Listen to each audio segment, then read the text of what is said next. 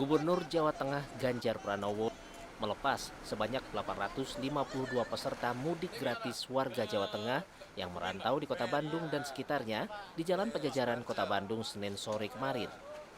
Mudik gratis ini difasilitasi Pemprov Jateng untuk memudahkan warganya pulang ke kampung halaman.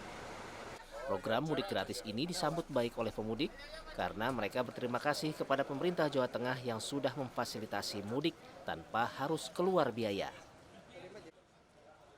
Mudah-mudahan sampai tahun depan ada lagi makin lancar, makin sukses.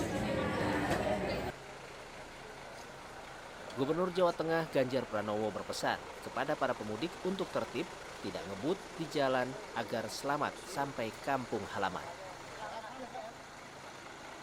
Nggak usah ngebut, kalau supirnya lelah suruh istirahat, kalau kekencangan dicolek gitu ya, jangan nyampah, pesan-pesannya begitu gitu kan. Ya mudah-mudahan semuanya selamat lah, karena ngelihat wajahnya itu ceria. Program mudik gratis Pemprov Jateng untuk warga Jateng yang tinggal di Jabar sudah 2 kali digelar. Tahun lalu, mudik untuk warga Jateng di Jabar juga sudah dilakukan. Sunandar, Kompas TV, Bandung, Jawa Barat.